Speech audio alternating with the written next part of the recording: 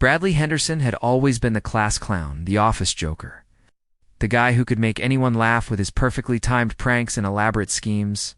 At 38 years old, he worked as a marketing manager for a mid-sized advertising agency in Manchester. But his true passion lay in creating memorable moments that would have people talking for years to come. His colleagues had learned to expect the unexpected whenever Bradley was around, especially during special occasions like birthdays, holidays, or company retreats.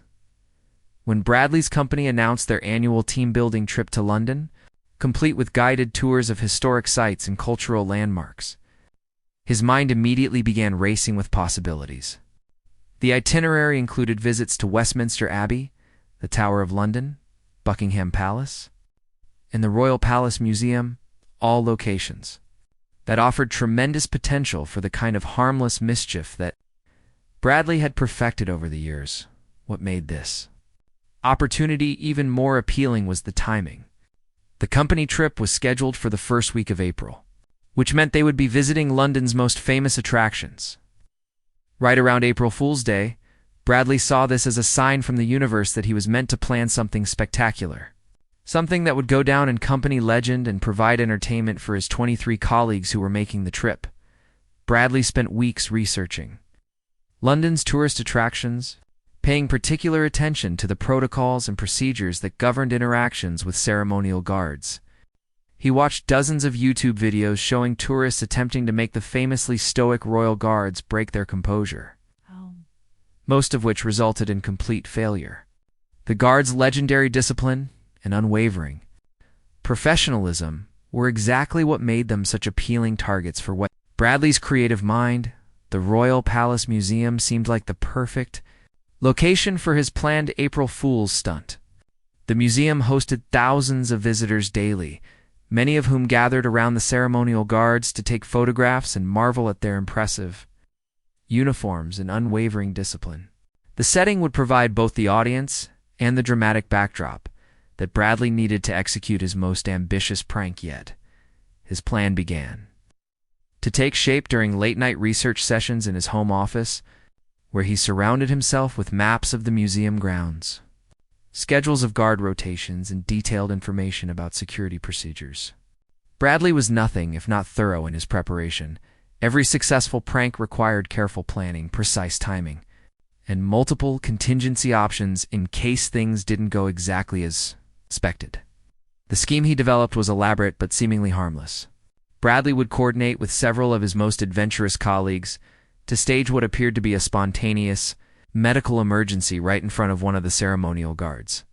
The victim would collapse dramatically, requiring immediate assistance from bystanders and potentially forcing the stoic guard to break protocol and offer aid to someone in apparent distress. Bradley had researched the guards' rules of engagement extensively and discovered that they were permitted to abandon their ceremonial posts only in cases of genuine emergency or direct threats to public safety. His plan was designed to create a situation that would test the boundaries of these protocols while providing maximum entertainment value for his colleagues and the other tourists who would witness the spectacle. The beauty of the plan, in Bradley's mind, was that it would be revealed as a harmless April Fool's joke within minutes, causing no real harm to anyone while creating a memorable moment that his colleagues would laugh about for years to come. He imagined the guards' relief and perhaps even amusement once the truth was revealed, and he pictured his coworkers sharing the story at future company gatherings and social events to make the prank as realistic as possible. Bradley recruited Janet Morrison, the company's HR director, to play the role of the victim. Janet was a good sport who had participated in several of Bradley's previous pranks and possessed the dramatic flair necessary to sell a convincing medical emergency. She agreed to practice her collapse and coached herself on the symptoms of various medical conditions that might require immediate attention.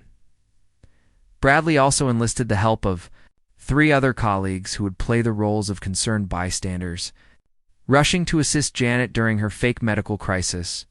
Tom Williams from the sales department would pretend to be a doctor who happened to be touring the museum. Lisa Chen from accounting would play a nurse who was conveniently present to help with the emergency. David Park from the IT department would serve as the concerned citizen who called for additional medical assistance. The group spent several evenings rehearsing their roles, treating the upcoming prank like a theatrical performance that required precise timing and convincing acting. They practiced different scenarios, anticipated potential complications, and developed signals that would allow them to coordinate their actions without arousing suspicion from security personnel or other tourists. Bradley's excitement grew with each planning session. He had pulled off numerous successful pranks over the years, but nothing approaching the scale and complexity of what he was preparing for April Fool's Day. The combination of the historic setting, the legendary discipline of the Royal Guards, and the international audience of tourists made this prank feel like his masterpiece, the culmination of years of perfecting the art of elaborate practical jokes. His colleagues were initially hesitant about the plan, concerned about potential legal consequences or security issues that might arise from staging a fake emergency at such a heavily monitored location. But Bradley's enthusiasm was infectious, and his track record of successful pranks that had never resulted in serious problems gradually convinced them to participate in his scheme. "Trust me," Bradley assured them during their final planning meeting the night before their departure for London. "I've thought through every possible scenario. We'll execute the prank, reveal the joke within a few minutes. Everyone will have a good laugh, and we'll have an amazing story to tell. What could possibly go wrong?" The question hung in the air like a challenge to fate itself. Bradley's confidence was absolute. He had never encountered a prank that he couldn't pull off successfully, and he saw no reason why this April Fool's Day scheme would be any different. His colleagues trusted his judgment and shared his excitement about creating a memorable moment during their company trip to London. None of them could have anticipated the chain of events that would unfold when their carefully planned prank collided with circumstances beyond their control, turning their harmless April Fool's joke into a situation that would have consequences far beyond anything they had imagined. As Bradley packed his bags for the trip to London, he felt the familiar thrill that came with executing a perfectly planned prank. Tomorrow would be April Fool's Day, and he was ready to give his colleagues and countless tourists a show they would never forget. April 1st dawned bright and clear in London, the kind of crisp spring weather that brought tourists out in droves to the city's most famous attractions. Bradley Henderson woke up in his hotel room at 6:30 a.m. 2 hours before his alarm was set to ring, his mind already racing with excitement about the day ahead. He had barely slept, running through the details of his elaborate prank over and over in his mind, checking for any potential flaws in his carefully constructed plan. The Royal Palace Museum opened to the public at 9 a.m., and Bradley's tour group was scheduled to arrive at 10:30 a.m. As part of their guided exploration of London's historic sites, this timing was perfect for his purposes. The museum would be busy enough to provide plenty of witnesses for his April Fool's spectacle, but not so crowded that security would be on high alert for potential disturbances. Bradley met his co-conspirators for breakfast in the hotel restaurant, where they conducted a final review of their plan while maintaining the appearance of casual conversation. Janet Morrison looked appropriately nervous about her starring role in the upcoming performance, while Tom Williams, Lisa Chen, and David Park went over their respective parts in the elaborate charade they had spent weeks rehearsing. "Remember, timing is everything," Bradley whispered as he buttered his toast. "Janet, you need to wait until we have a clear view of the guard and plenty of tourists around to witness your collapse. Tom, give her about 30 seconds after she goes down before you rush in claiming to be a doctor. Lisa, you follow immediately after Tom and David. You start calling for help as soon as Janet hits the ground." The plan seemed foolproof to Bradley's confident mind. They would create a convincing medical emergency that would test the legendary composure of the Royal Guards while providing entertainment for their colleagues.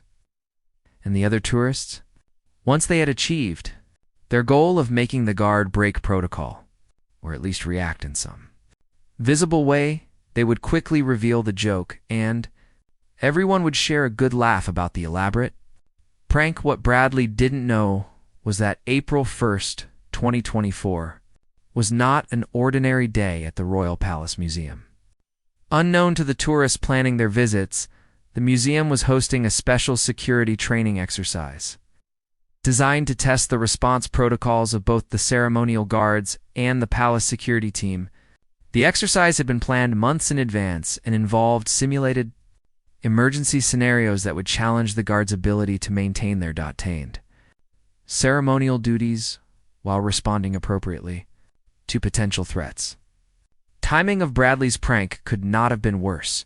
Security personnel throughout the museum were on heightened alert, watching for any unusual behavior or suspicious activities that might be part of the training exercise. Additional plainclothes officers had been stationed throughout the building, and communication systems had been upgraded to ensure rapid response to any incidents might occur during the day. At the same time, the museum was expecting several high-profile visitors throughout the day, including a delegation of foreign diplomats who were touring London's cultural institutions as part of an international goodwill mission. The presence of these VIP guests had resulted in additional security measures being implemented, including increased surveillance and more rigorous screening of tourist groups. Bradley and his colleagues remained completely unaware of these complications as they finished breakfast and prepared to board the tour bus that would take them to the museum. Their tour guide, Margaret Fletcher, was a cheerful woman in her 50s who had been conducting tours of London's historic sites for over 20 years. She had seen countless tourist groups attempt to provoke reactions from the royal guards and had developed a standard speech about respecting the guards' duty and maintaining appropriate behavior during museum visits. Now then, everyone, Margaret announced as the bus pulled away from their hotel, will be spending approximately 2 hours at the Royal Palace Museum this morning. I do hope you'll all remember to be respectful of the ceremonial guards. They're performing an important duty, and they've been trained to ignore distractions and provocations. Please don't try to make them laugh or break their composure. It simply won't work, and it can result in your removal from the premises. Bradley exchanged knowing glances with his co-conspirators, confident that their elaborate prank was far more sophisticated than the simple attempts to make guards smile or laugh that Margaret was warning against. In his mind, they were about to execute a masterpiece of practical joke artistry that would be talked about for years to come. The bus journey through London's busy streets gave Bradley time to observe his fellow travelers and identify the best positioning for maximum impact when their prank unfolded. The group included marketing executives, sales representatives, accountants, and administrative staff from his company, most of whom were eager to explore London's famous attractions and capture memorable photos to share with friends and family back home. Many of his colleagues had their phones ready, planning to take pictures and videos of the famous royal guards in their elaborate uniforms. This worked perfectly with Bradley's plan. The presence of multiple cameras would ensure that their April Fool's prank would be thoroughly documented, providing entertainment value that would extend far beyond the immediate moment of execution. As the bus approached the Royal Palace Museum, Bradley felt his heart rate increasing with anticipation. The building's magnificent architecture and historic significance provided the perfect backdrop for his planned spectacle. Tourists were already gathering around the entrance, many of them focusing their attention on the ceremonial guards who stood at their posts with the legendary discipline that had made them famous worldwide. Private James Crawford was beginning his shift. As one of the museum's ceremonial guards, unaware that he was about to become the unwitting star of Bradley Henderson's elaborate April Fool's prank.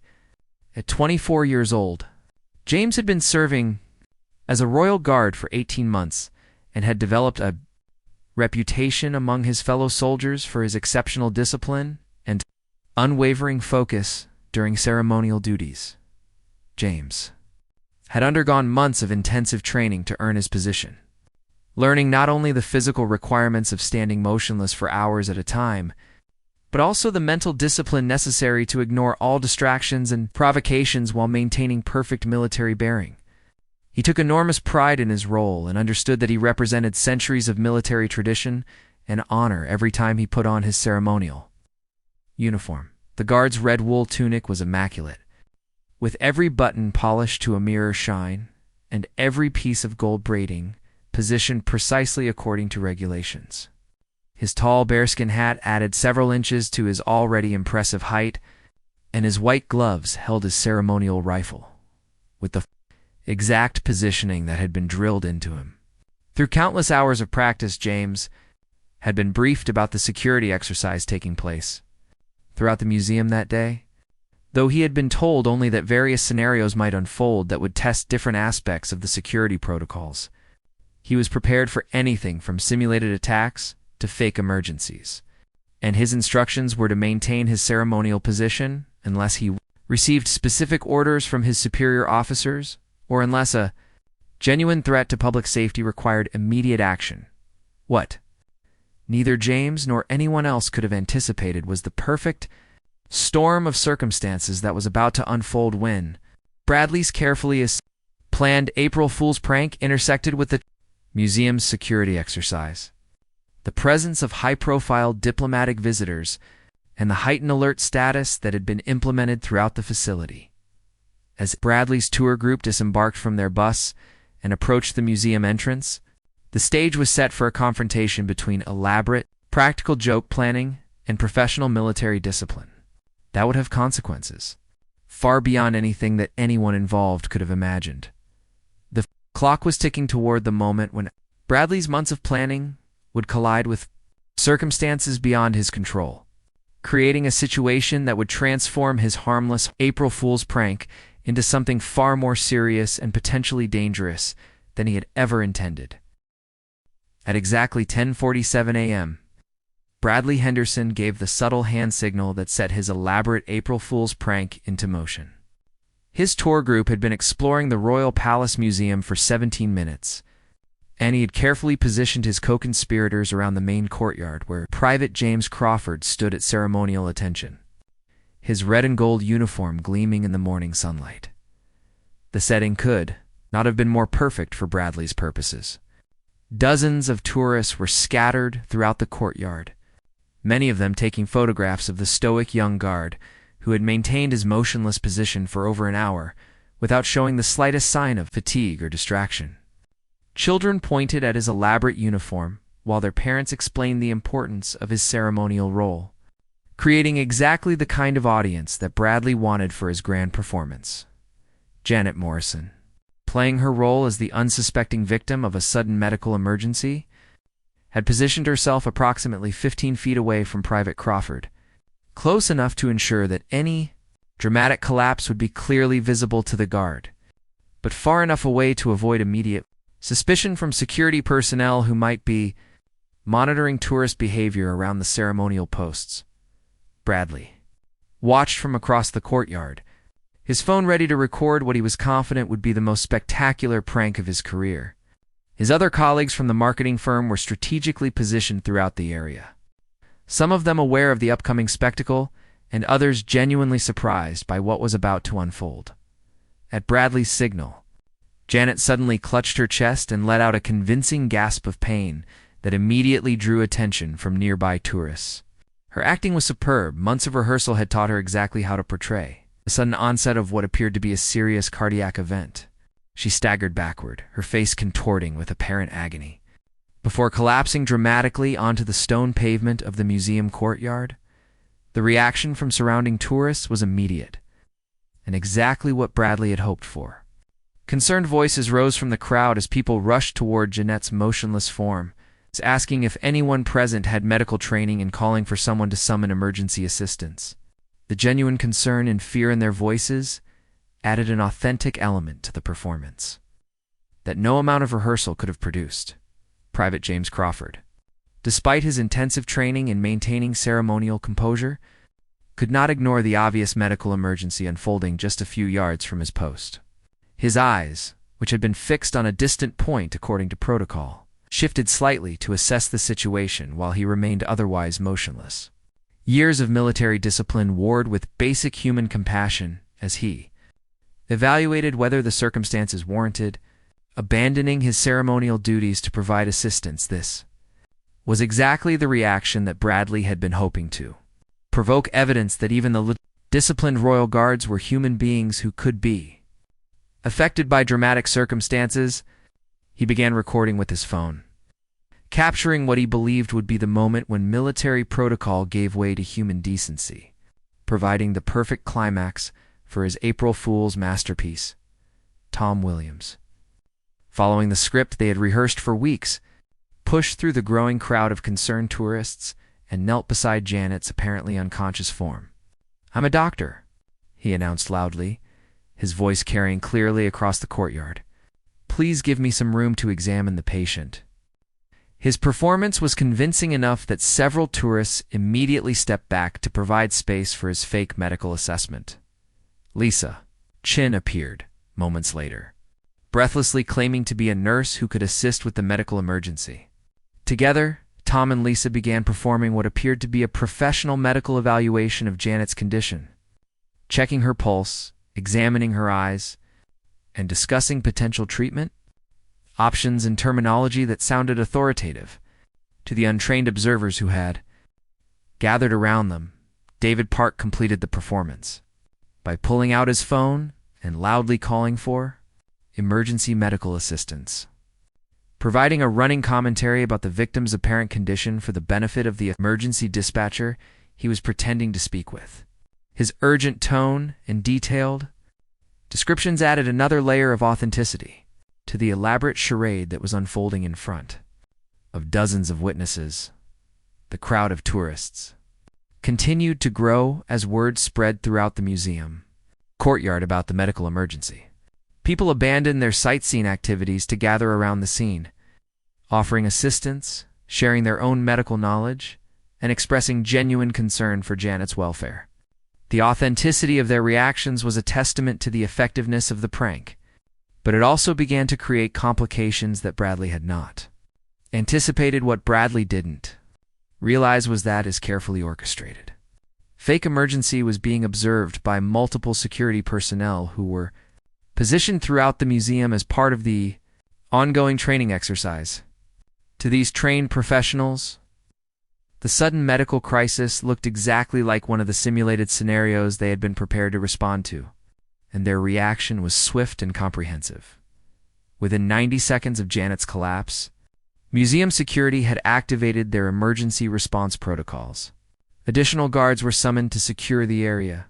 Medical personnel stationed within the building were alerted to respond to the scene, and communication channels were opened with external emergency services who maintained rapid response capabilities for incidents at high-profile tourist locations.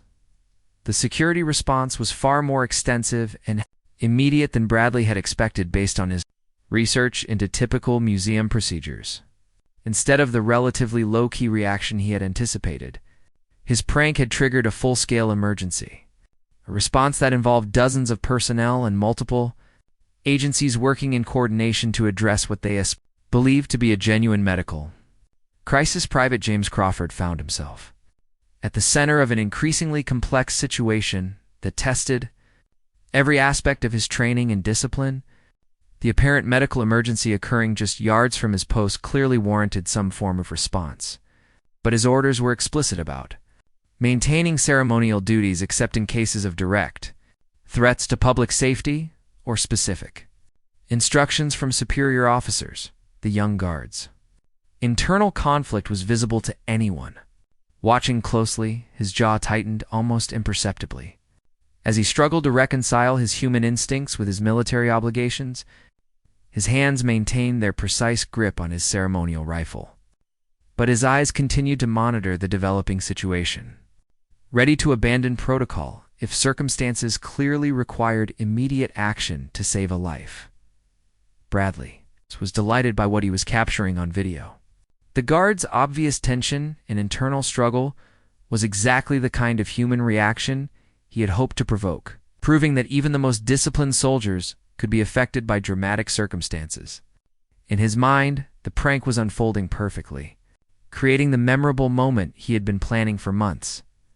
But even as Bradley congratulated himself on the success of his elaborate scheme, events were spiraling beyond his control in ways that would soon transform his harmless April Fool's joke into something far more serious and potentially dangerous than he had ever imagined. Museum security personnel were converging on the scene from multiple directions, their radios crackling with urgent communications about the developing medical emergency. Emergency medical technicians stationed within the building were en route to provide immediate assistance to the victim, and external ambulance services had been notified to prepare for potential patient transport to nearby hospital facilities. The presence of high-profile diplomatic visitors elsewhere in the museum had elevated the security alert status throughout the facility, meaning that any unusual incident would receive maximum attention and response from both museum personnel and law enforcement agencies responsible for protecting important international guests. As Bradley continued recording what he believed to be the successful execution of his masterpiece prank, he remained completely unaware that his carefully planned April Fool's joke had triggered a cascade of emergency responses that would soon involve dozens of professionals, multiple government agencies, and consequences that would extend far beyond the harmless entertainment he had intended to provide for his colleagues and fellow tourists. 3 minutes and 47 seconds after Janet Morrison's dramatic collapse, the Royal Palace Museum courtyard had transformed from a peaceful tourist destination into the epicenter of a massive emergency response operation that involved more personnel and resources than Bradley Henderson could have imagined in his worst nightmares about his prank going wrong. The first professional medical responders to arrive at the scene were the museum's internal emergency medical team, consisting of 2 paramedics and a registered nurse who were stationed within the building specifically to handle medical incidents involving the thousands of daily visitors. They approached Janet's motionless form with the efficiency and professionalism that came from years of training and experience, immediately beginning their assessment of what they believed to be a genuine cardiac emergency. Lead paramedic Sarah Johnson knelt beside Janet and began checking vital signs with the practiced movements of someone who had dealt with countless medical crises during her 15-year career. What she discovered immediately raised red flags that would soon expose the fraudulent nature of the entire situation. Janet's pulse was strong and regular, her breathing was controlled and normal, and her skin color showed none of the pallor or distress associated with genuine cardiac events. "Something's not right here," Sarah whispered to her partner, Michael Torres, as she continued her examination. "Her vitals are completely normal for someone who's supposedly having a heart attack. Her pupils are responsive, her color is good, and I can tell she's controlling her breathing." Michael nodded grimly, having reached the same conclusion based on his own observations of the SH condition. But before Sarah could announce her suspicions about the authenticity of the medical emergency, the situation became exponentially more complicated by the arrival of external emergency services who had been dispatched in response to David Park's fake emergency call. The wailing sirens of multiple ambulances and police vehicles could be heard approaching the museum, their urgent tones cutting through the morning air and alerting everyone within several blocks that a serious incident was unfolding. The London Ambulance Service had responded to David's call with 2 fully equipped emergency vehicles, a rapid response car, and a supervisor's unit, a massive deployment of resources that reflected the high priority given to medical emergencies at prominent tourist locations. The Metropolitan Police had also dispatched multiple units, including specialist officers trained to handle incidents at sensitive government and royal facilities. Bradley watched in growing horror as his simple April Fool's prank triggered an emergency response that seemed to grow larger and more complex with each passing minute. The courtyard that had been peaceful and manageable just minutes earlier was now swarming with uniformed personnel, emergency vehicles, and increasingly agitated tourists who were being evacuated from the immediate area for safety reasons. "This is way bigger than it was supposed to be," Bradley muttered to Tom Williams, his voice tight with anxiety as he realized that their harmless joke had somehow escalated into a full-scale emergency response involving dozens of professionals and expensive resources. "We need to tell them it's just a prank before this gets completely out of control." But before Bradley could approach the emergency personnel to confess the truth about their April Fool's scheme, the situation became even more complicated by the involvement of the museum's security training exercise that had been ongoing throughout the day.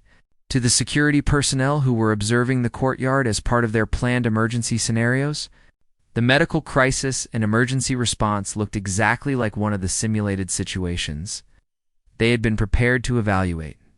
Security Chief Inspector Amanda Wells, who was coordinating the training exercise from the museum's control room, was monitoring the developing situation through multiple camera angles and radio communications. From her perspective, the medical emergency appeared to be an unscheduled addition to the day's training scenarios, possibly implemented to test the response capabilities of both internal and external emergency services. Excellent realism on this scenario, she commented to her deputy, Inspector Robert Hayes, as they watched the emergency response unfold on their monitor screens. The acting is superb, and the coordination between different agencies is exactly what we want to see in a real emergency situation. Neither of them realized that they were observing an actual fraud in progress rather than a planned training exercise. This misunderstanding led to a series of communications that further complicated the situation. Inspector Wells contacted her superiors to commend the training coordinators on the sophisticated nature of the scenario, while also requesting additional security personnel to observe the emergency response procedures being demonstrated in the courtyard. Private James Crawford, still maintaining his ceremonial position despite the chaos unfolding around him, found himself at the center of an increasingly surreal situation that challenged every aspect of his military training and personal judgment. The obvious medical emergency had triggered his instincts to provide assistance, but the scale and complexity of the professional response now surrounding the scene made it clear that his intervention was neither needed nor appropriate. The young guard's discipline was being tested in ways that his training had never specifically addressed. While he had been prepared to handle individual tourists trying to provoke reactions or break his composure, the sight of dozens of emergency personnel responding to a serious medical crisis just yards from his post created a level of distraction and internal conflict that pushed his mental fortitude to its absolute limits. Meanwhile, Janet Morrison was beginning to panic as she realized the scope of the emergency response that her fake medical crisis had triggered. Lying motionless on the cold stone pavement while professional paramedics examined her, she could hear the approaching sirens of additional emergency vehicles and the urgent radio communications of security personnel who were treating her performance as a genuine life-threatening situation. The weight of the deception was becoming unbearable as Janet realized that her continuation of the charade was consuming valuable emergency resources and potentially preventing real medical emergencies from receiving prompt attention. Every additional minute that she maintained her fake unconsciousness was another minute of wasted time and resources for the dedicated professionals who were trying to save what they believed to be her life. Tom Williams and Lisa Chin, who had been playing their roles as helpful medical professionals, were also growing increasingly uncomfortable as they realized the magnitude of the response they had helped trigger. Real paramedics were now on the scene, asking them detailed questions about their medical qualifications and the treatment they had provided to the victim before professional help arrived. The questions were becoming more specific and technical, requiring knowledge and credentials that neither Tom nor Lisa actually possessed. They found themselves trapped between maintaining their fictional roles and avoiding situations that might expose their complete lack of genuine medical training or licensing. David Park's fake emergency call had been so convincing that dispatcher services had elevated the incident to high priority status, resulting in the massive resource deployment that was now overwhelming the museum courtyard. His detailed descriptions of Janet's apparent symptoms and his urgent pleas for immediate assistance had triggered protocols designed to ensure rapid response to potentially life-threatening situations. The Emergency Services Coordination Center had also notified hospital emergency departments to prepare for the incoming patient, activating additional medical personnel and resources throughout London's healthcare system. The ripple effects of Bradley's prank were extending far beyond the museum grounds, affecting medical facilities and emergency services across the entire metropolitan area. As Bradley watched the situation spiral further out of control with each passing minute, he began to understand that his carefully planned April Fool's joke had created consequences that extended far beyond anything he had anticipated. What had started as a harmless prank designed to entertain his colleagues had somehow transformed into a major incident involving multiple government agencies, emergency services, and resources worth thousands of pounds. The moment of truth was rapidly approaching, when Bradley would be forced to choose between allowing the deception to continue or confessing to the authorities that the entire medical emergency was nothing more than an elaborate practical joke that had gotten completely out of hand. The moment of reckoning arrived at 11:03 a.m., when lead paramedic Sarah Johnson made the decision that would expose Bradley Henderson's elaborate April Fool's prank and transform the situation from a medical emergency into a criminal investigation. After completing her thorough examination of Janet Morrison, Sarah had become absolutely certain that she was dealing with a fraudulent medical emergency rather than a genuine cardiac event. "Ma'am, I need you to open your eyes and speak with me," Sarah announced in a firm, professional voice that carried clearly across the crowded courtyard. "I know you can hear me, and I know you're not experiencing a medical emergency. Your vital signs are completely normal, and your breathing patterns indicate that you're fully conscious and in control of your actions." The words hit Janet like a physical blow. After nearly 15 minutes of maintaining her fake unconsciousness while professional medical personnel worked around her, the paramedics' direct challenge made it impossible to continue the charade without risking even more serious legal consequences. With a mixture of relief and terror, Janet slowly opened her eyes and found herself staring up at the stern faces of multiple emergency responders, who were clearly not amused by her performance. I'm sorry," Janet whispered, her voice barely audible as she struggled to sit up on the cold stone pavement. "It was supposed to be just a harmless April Fool's joke. We never meant for it to go this far." Her confession sent a ripple of shock and anger through the assembled emergency personnel who had been mobilized to respond to what they believed was a life-threatening medical crisis. Bradley Henderson watched in horror from his position across the courtyard as his carefully planned prank collapsed into complete disaster. The moment he had been dreading for the past several minutes had finally arrived, and there was no way to minimize the damage or escape the consequences of his elaborate deception. He could see the anger and disbelief in the faces of the emergency responders as they realized they had been manipulated into wasting precious time and resources on a fake emergency. Paramedic Michael Torres, who had been preparing advanced life support equipment for what he believed was a cardiac patient, stared at Janet with a mixture of professional outrage and personal frustration. "Do you have any idea how many real emergencies might be going without proper response right now because we're here dealing with your joke?" he asked, his voice tight with controlled anger. "Do you understand that people could actually die because ambulances and medical personnel are tied up here instead of responding to genuine calls for help?" The weight of Michael's words hit Janet like a physical blow as she began to understand the true scope of what their prank had accomplished. This wasn't just about wasting a few minutes of some security guard's time or creating a memorable moment for her colleagues. They had diverted critical emergency resources away from people who might genuinely need life-saving medical attention. Security Chief Inspector Amanda Wells, who had been monitoring the situation from the museum's control room, received word of the confession through her radio communications and immediately realized that what she had been serving was not part of the planned training exercise. Her confusion quickly transformed into professional fury as she understood that her security personnel had been unknowingly involved in responding to a deliberate deception. "Lock down the entire area immediately," Inspector Wells ordered through her radio.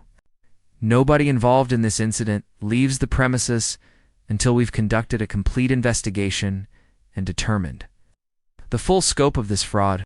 Contact the Metropolitan Police Fraud Squad and request immediate assistance with what appears to be a deliberate attempt to waste emergency services resources." the lockdown order transformed the museum courtyard into a scene of controlled chaos as security personnel moved to secure the area and identify everyone who had been involved in the fake emergency. Tourists, who had been innocent bystanders, found themselves detained for questioning. While the co-conspirators in Bradley's prank were rapidly identified and separated for individual interviews with law enforcement officials, Tom Williams and Lisa Chen, who had been playing their roles as helpful medical professionals, were among the first to be detained when their lack of genuine medical credentials became apparent during questioning by real paramedics. Their inability to provide valid medical license numbers or answer basic professional questions immediately identified them as additional participants in the fraudulent scheme. David Park's fake emergency call had been recorded by dispatch services, providing clear evidence of his role in triggering the massive emergency response. The detailed nature of his false report, combined with the specific medical terminology he had used to describe Janet's supposed condition, suggested premeditation and planning that would likely result in serious criminal charges. Private James Crawford, who had maintained his ceremonial position throughout the entire incident, finally received orders from his superior officers to stand down from his post and provide a detailed report about everything he had observed. During the unfolding situation, his account would become crucial evidence in understanding how the prank had been executed and how it had managed to trigger such an extensive emergency response. The young guard's internal struggle during the incident had been captured by multiple security cameras, providing compelling evidence of how the fraudulent emergency had tested his military discipline and created genuine distress for someone who was simply trying to perform his ceremonial duties with honor and professionalism. Bradley Henderson, realizing that there was no way to escape responsibility for the situation he had created, approached Inspector Wells and confessed his role as the organizer and mastermind behind the elaborate April Fool's prank. His admission was met with a level of professional outrage that made it clear he was facing consequences far more serious than anything he had anticipated when planning his supposedly harmless joke. Mr. Henderson, do you understand that your actions have diverted multiple ambulances, dozens of medical personnel, police officers, and security staff from their normal duties? Inspector Wells asked, her voice cold with barely controlled anger. Do you realize that the resources wasted on your joke could have meant the difference between life and death for someone experiencing a genuine medical emergency? Bradley's face had gone completely pale as the full scope of his mistake became clear. What had seemed like harmless entertainment in his hotel room that morning now appeared as a serious crime that had endangered public safety and wasted thousands of pounds worth of emergency resources. I never intended for it to go this far, he stammered, his earlier confidence completely evaporated. We thought it would just be a quick joke that would be over in a few minutes. The Metropolitan Police Fraud Squad arrived within 20 minutes of Inspector Wells' call, bringing with them the legal expertise and investigative resources necessary to handle what was rapidly being classified as a case of criminal fraud and misuse of emergency services. Detective Inspector Caroline Mitchell, who specialized in cases involving false reports and resource waste, took charge of the investigation and began conducting formal interviews with all the participants. This isn't just a prank gone wrong, Detective Inspector Mitchell explained to Bradley during his formal questioning. You and your colleagues have committed multiple criminal offenses, including making false reports to emergency services, fraud, conspiracy, and potentially endangering public safety. The fact that you planned this elaborate deception over a period of weeks demonstrates clear premeditation, which will significantly affect the severity of the charges you're facing. The legal implications of their actions began to sink in as Bradley and his co-conspirators were read their rights and informed that they were being arrested on suspicion of multiple criminal offenses. What had started as a team-building trip to London was rapidly becoming a legal nightmare that would have consequences extending far beyond their current employment and potentially affecting their ability to find future work in their respective fields. The London Ambulance Service had dispatched a total of 6 emergency vehicles to respond to David Park's fake emergency call. At a cost of approximately £3,000 per hour in personnel and equipment resources, the Metropolitan Police had deployed 8 officers and 3 specialist units, while the museum's internal security had mobilized an additional dozen personnel. The total cost of the emergency response was estimated at over £15,000, not including the opportunity costs of resources that had been diverted from genuine emergencies. Even more seriously, the dispatcher logs revealed that during the time, emergency resources were tied up responding to Bradley's fake crisis. 2 genuine medical emergencies in other parts of London had delayed response times because ambulances were not immediately available, while neither of these delays had resulted in serious harm to the actual patients involved. The potential for tragic consequences made the criminal charges against the pranksters significantly more severe.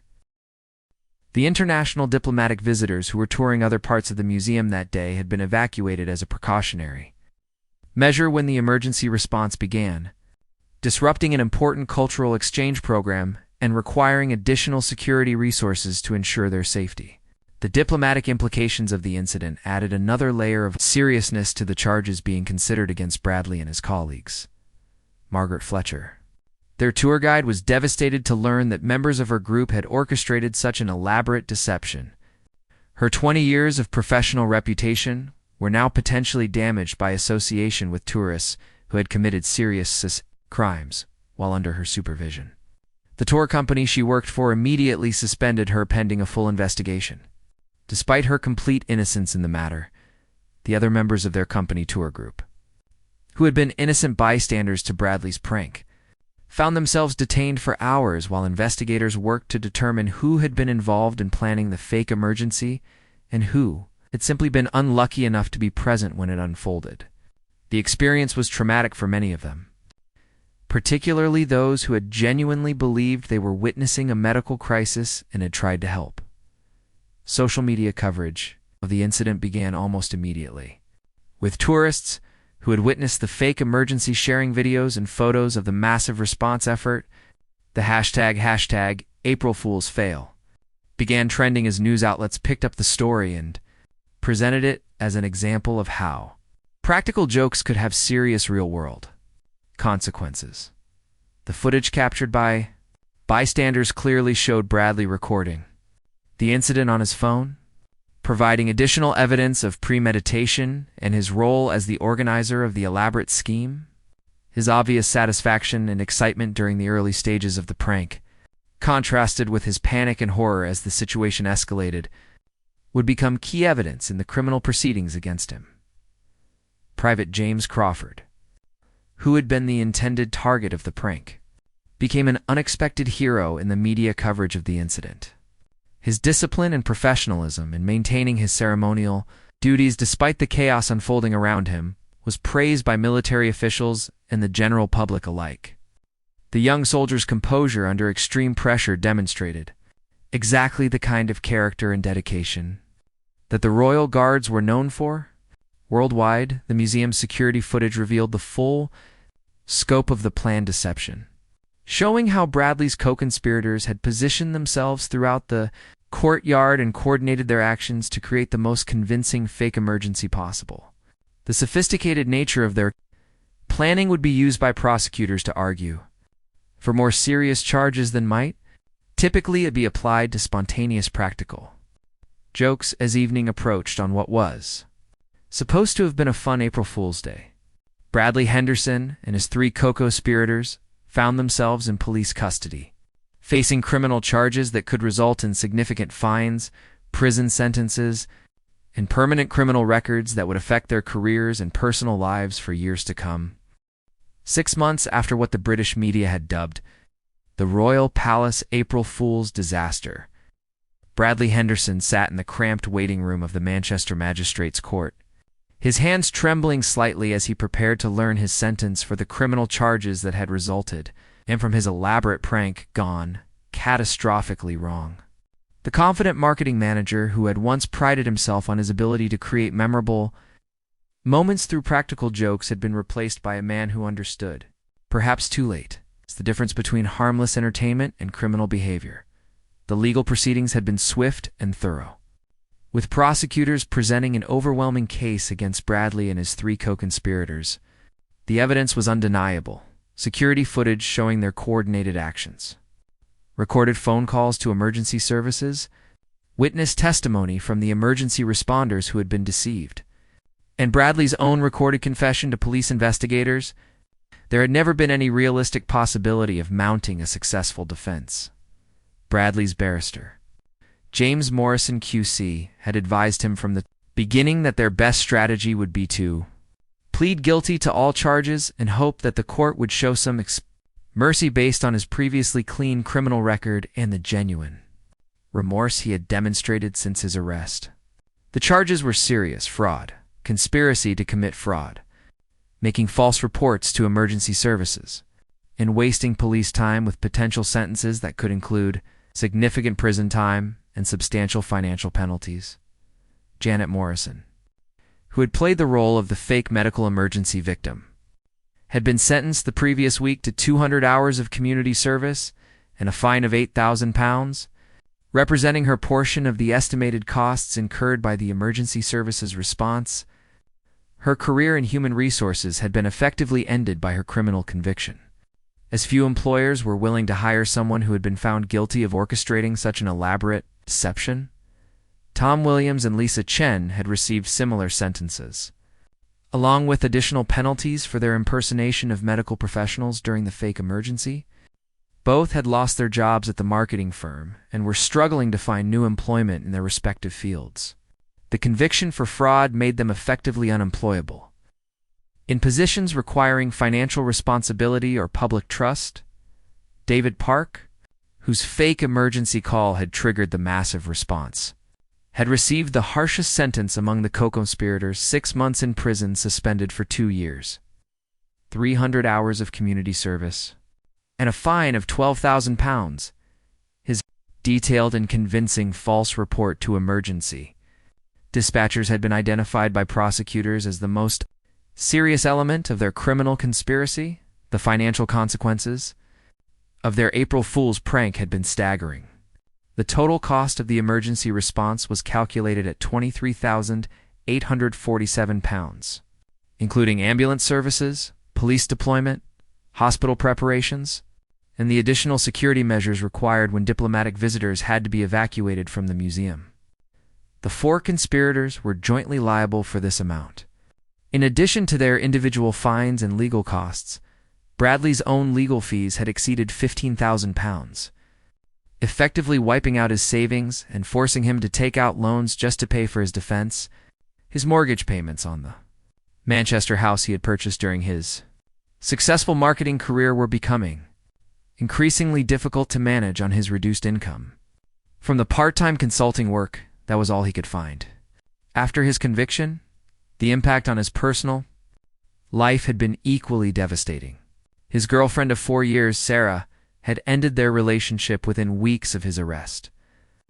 Unable to cope with the public embarrassment and the revelation of the poor judgment he had demonstrated in planning such an elaborate deception, his parents, who had always been proud of his creative marketing successes, were struggling to understand how their son had made such catastrophic errors in judgment. The marketing firm where Bradley had worked for 8 years had terminated his employment immediately after his arrest, citing the damage to their professional reputation that would result from association with his criminal behavior. His former colleagues, who had once enjoyed his harmless office pranks, now viewed him as someone whose judgment could not be trusted in professional situations requiring ethical decision-making. Private James Crawford, who had been the unintended target of Bradley's prank, had emerged from the incident with his reputation and career enhanced rather than damaged. His demonstration of discipline and professionalism under extraordinary pressure had earned him a donation from his superior officers and recognition from military leadership. He had been promoted to Lance Corporal and selected for advanced training that would accelerate his military career. The young soldier had given several interviews to military publications about the incident, focusing on the importance of maintaining professional discipline even when faced with unexpected and challenging circumstances. His composed response to the fake emergency had become a case study in military training programs, illustrating the kind of character and dedication that the royal guards were expected to demonstrate. The Royal Palace Museum had implemented new security procedures as a result of the incident, including enhanced screening of tour groups and additional training for security personnel on identifying and responding to potential hoax situations. The museum's security chief inspector, Amanda Wells, had been commended for her handling of the situation once the truth about the fake emergency became clear.